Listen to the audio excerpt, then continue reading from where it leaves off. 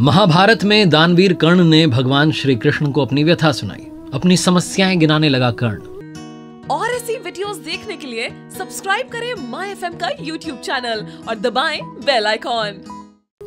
पहली बात कर्ण ने भगवान श्री कृष्ण से कही कि मेरी मां ने मुझे जन्मते ही त्याग दिया। क्या यह मेरा अपराध था कि मेरा जन्म एक अवैध बच्चे के रूप में हुआ? दूसरी बात कर्ण ने भगवान श्री कृष्ण से कही कि आचार्य द्रोणाचार्य ने मुझे शिक्षा देने से मना कर दिया क्योंकि मैं क्षत्रिय नहीं था उनकी नजर में। क्या यह मेरा अपराध था? कर्ण ने तीसरी बात कही कि द्रौपदी के स्वयंवर में मुझे अपमानित किया गया कि मैं राज परिवार का हिस्सा नहीं हूं। क्या यह मेरा अपराध था? मुझे बार बार अपमानित किया गया। तो जवाब में, उत्तर में भगवान श्री कृष्ण ने कहा कि हे कर्ण, अब जरा ध्यान से सुनो। मेरा जब जन्म हुआ तो मेरा जन्म ही कारागार में हुआ। मेरे पैदा होते ही मृत्यु मेरी प्रतीक्षा कर रही थी। जिस रात मेरा जन्म हुआ उस रात मेरे माँ बाप से मुझे अलग होना पड़ा। जहां पहुंचा वहां हर वो काम करना पड़ा जो ग्रामीण क्षेत्रों में करना पड़ता है। गायों का गोबर अपने हाथ से उठाना पड़ा। मैं जब छोटा था, चल नहीं सकता था, तब मेरे ऊपर प्राणघातक हमले किए गए। मुझे मारने की बारंबार कोशिश की गई। ना मेरे पास शिक्षा थी, ना गुरुकुल था बचपन में, ना कोई महल था, ना कोई विशाल सेना थी, लेकिन तब भी मेरा मामा मुझे अपना सबसे बड़ा शत्रु मानता था। और जरासंध के प्रकोप की वजह से फिर मुझे यमुना पार से चलकर समुद्र किनारे द्वारका में जाकर बसना पड़ा, अपने परिवार को ले जाकर। मेरे भी जीवन में चुनौतियां लगातार रहीं, अन्याय होता रहा। जीवन में कितनी बार अन्याय हो रहा है ये महत्वपूर्ण नहीं है। जीवन में कितनी बार अपमानित किया जा रहा है ये महत्वपूर्ण नहीं है। महत्वपूर्ण यह है कि आप उस अपमान का, उस अन्याय का जवाब कैसे देते हैं। आपके पास कितना ज्ञान है जिसका आप इस्तेमाल करते हैं और इन सब चुनौतियों को पार करते हुए आगे बढ़ते हैं, क्योंकि जीवन तो भगवान का भी सरल नहीं था। श्रीमद् भगवद गीता, जो महाभारत के मध्य में युद्ध की शुरुआत से पहले भगवान श्री कृष्ण ने अपने सखा अर्जुन को 18 अध्याय 700 श्लोक के रूप में सुनाई, उस श्रीमद् भगवद गीता से 5 बातें आज मैं आपके लिए लेकर आया हूं और 5 श्लोक ऐसे लेकर के आया हूं जो गीता का सार समझाते हैं। आइए शुरू करते हैं। सीखोगे नहीं तो जीतोगे कैसे, लर्निंग सीरीज। मेरा नाम है RJ Kartik. 5 learnings from Shrimad Bhagavad Gita. शुरू करने से पहले आपको बताना चाहता हूं कि अपनी हर कहानी के अंत में आपसे कहता हूं, ऊपर वाले के आशीर्वाद के साथ कर दिखाओ कुछ ऐसा कि दुनिया करना चाहे आपके जैसा। शास्त्रों को पढ़ने की बात आपसे अक्सर करता हूं और मैं खुद हमारे गुरुदेव परमहंस स्वामी श्री अड़गड़ानंद जी महाराज की यथार्थ गीता को रोज पढ़ता हूं। यथार्थ गीता के जरिए समझने की कोशिश करता हूं, अध्यात्म की दुनिया में प्रवेश करने की कोशिश करता हूं। पहली लर्निंग जिसके बारे में मैं बात करना चाहता हूं, हम सभी को पता है कि भगवान के दर्शन कब होंगे, वो प्रकट कब होंगे, क्योंकि गीता में एक श्लोक है जिसे हम सब ने बचपन से सुना है और याद हो गया है। यदा यदा ही धर्मस्य ग्लानिर्भवति भारत अभ्युत्थानम धर्मस्य तदात्मानं सृजाम्यहम्। चतुर्थ अध्याय का श्लोक नंबर 7 जो बताता है कि भगवान दर्शन कब देंगे, प्रकट कब होंगे। इसका हिंदी अर्थ निकालेंगे तो निकलता है कि जब जब धर्म की हानि होगी, जब जब अधर्म बढ़ने लगेगा, तब तब मैं अपने स्वरूप को रचने लगूंगा। इस दुनिया में ऐसा कौन सा समय है जब संकट नहीं होता? ऐसा कौन सा समय है जब अधर्म नहीं बढ़ता है? तो क्या भगवान प्रकट हो जाते हैं? हम में से बहुत सारे लोगों ने वो श्लोक तो समझ लिया, लेकिन उसके ही आगे भगवान श्री कृष्ण ने उसी श्रीमद् भगवद गीता में कहा कि जन्म कर्म च मे दिव्य मेवं यो वेत्ति तत्वतः त्यक्त्वा देहम पुनर्जन्म नयति मामेति सो अर्जुन। भगवान श्री कृष्ण ने कहा कि मेरा जन्म तो होगा, लेकिन मेरा जन्म और कर्म अलौकिक है। वो इन चर्म चक्षुओं से देखा नहीं जा सकता। वो अलौकिक है, वो दिव्य है।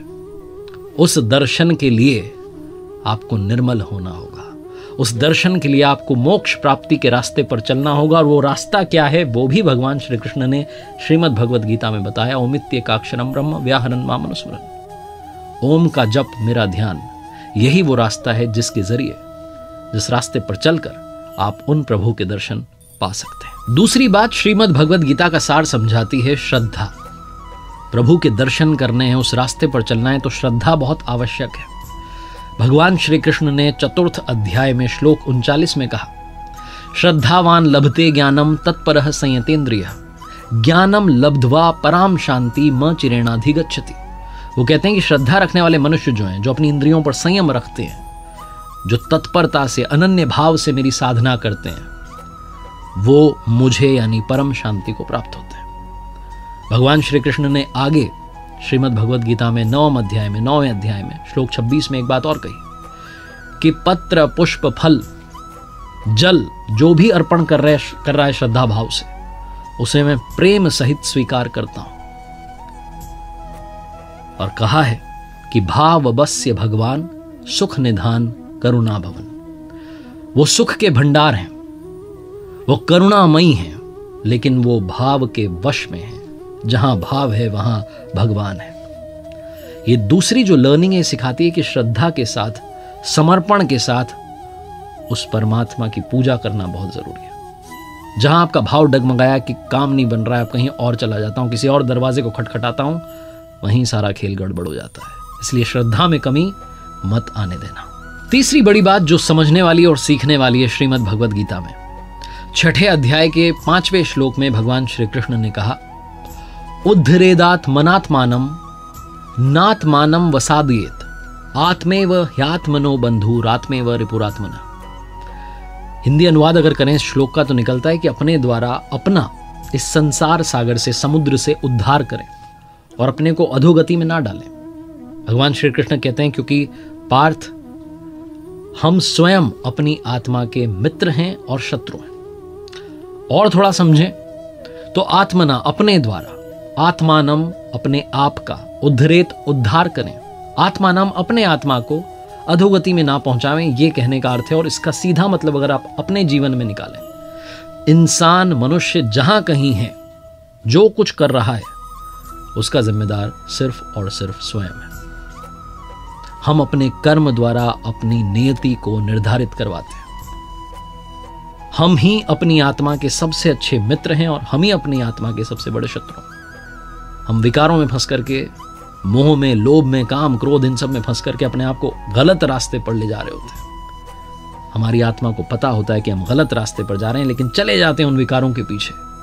हमारे पास ही ऑप्शन है कि हम अपनी आत्मा का सबसे अच्छा मित्र बने, सबसे अच्छा दोस्त बने और इस संसार सागर से पार चलें। पार चलने की प्रक्रिया क्या है, वो मैंने आपको पहली लर्निंग में अभी बताई। अब चौथी बात आती है कि भगवान को सबसे प्रिय कौन लगता है, उनका सबसे प्यारा भक्त कौन है। तो ये भी उन्होंने बताया श्रीमद् भगवद गीता के 12वें अध्याय के श्लोक नंबर 15 में। उन्होंने कहा कि यस्मान्नो द्विजते लोको लोकान्नो द्विजते च यह हर्षामर्ष भयोद्वेगेर मुक्तो यह सच में प्रिय। कहने का मतलब यह है कि जिससे किसी को कष्ट नहीं पहुंचता हो, जो किसी के द्वारा विचलित ना होता हो, जो सुख में, दुख में, चिंता में, खुशी में, हर्ष में समभाव रहता हो, वो मुझे अत्यंत प्रिय है। भगवान श्री कृष्ण कहना चाहते हैं जो समभाव हो चुका है, जो प्रभु की मर्जी मान करके चल रहा है कि जो हो रहा है वो करवा रहा है, अपने आप को समभाव कर चुका है, वो भक्त मुझे प्रिय है। रियल लाइफ एग्जाम्पल लें तो हमें अपने व्यवहार से किसी को ठेस नहीं पहुंचने देनी। हमारी बातों से कोई उदास ना हो जाए, हमारी बातों से कोई परेशान ना हो जाए, इतना तो हम कर ही सकते हैं। अपनी वाणी में संयम तो ला ही सकते हैं। लेकिन दुनिया में लोग कोशिश करेंगे आपको पिंच करने की, आपको गुस्सा दिलाने की, आपको क्रोधित करवाने की, आपसे उल्टा सीधा बुलवाने की, लेकिन उनसे बचना है। जब हम ड्राइव कर रहे होते हैं, सड़क पर होते हैं, रॉन्ग साइड से कोई चला आ रहा होता है, पी करके चला रहा होता है, धुन में चला रहा होता है, उससे अपनी गाड़ी बचाना, अपनी जान बचाना भी हमारी जिम्मेदारी है। बस इतनी सी बात है। और अंत में सबसे महत्वपूर्ण बात, जब आपको लगे कि सारे रास्ते बंद हो गए, अब तो कुछ समझ में ही नहीं आ रहा क्या करना है, तो इसका भी सल्यूशन दे दिया। 18वें अध्याय के श्लोक 66 में भगवान श्री कृष्ण ने कहा, सर्वधर्मान परित्यज्य मामेकम शरणं व्रज अहम त्वाम सर्व पापेभ्यो मोक्ष यष्यामि मा शुचः। कहने का मतलब कि सभी धर्मों को छोड़कर के मेरी शरण में आ जाओ, मैं तुम्हें सभी पापों से मुक्त कर दूंगा। इसमें कोई संदेह नहीं है, कोई शंका नहीं है। और धर्मों से मतलब है कि जो कुछ आप कर रहे हैं, जिस किसी श्रेणी के आप साधक हैं, जिस किसी तरीके से पूजा अर्चना आराधना में लगे हैं, उन सबको त्याग करके सिर्फ मेरी शरण में आ जाओ, अनन्य भाव से मेरी भक्ति में लग जाओ। तुम्हें मोक्ष तक पहुंचा दूंगा, इसमें कोई संदेह नहीं है। भगवान श्री कृष्ण की वाणी है, 18वां अध्याय है, 66वां श्लोक है, 700 श्लोक गीता में है। अगर आप रोजाना 5-5 भी पढ़ें तो बड़ा अच्छा, 10-10 पढ़ लें तो 70 दिन में आप एक बार गीता की आवृत्ति कर सकते हैं।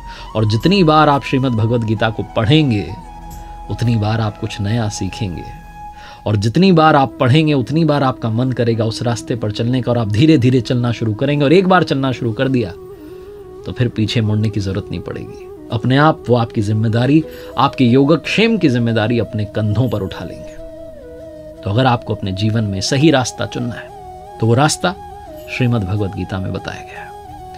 एक बार फिर से वही बात कहूंगा जो अक्सर आपसे कहता हूं, ऊपर वाले के आशीर्वाद के साथ, अपनी मेहनत और अपने परिवार के प्यार के साथ कर दिखाओ को जैसा कि दुनिया करना चाहे आपके जैसा। ऐसे ही वीडियोस देखने के लिए सब्सक्राइब करें माई एफएम का ऑफिशियल यूट्यूब चैनल। याद रखिए, अगर आप कुछ अच्छा सुन रहे हैं तो माई एफएम सुन रहे हैं। चलो आज कुछ अच्छा सुनते हैं।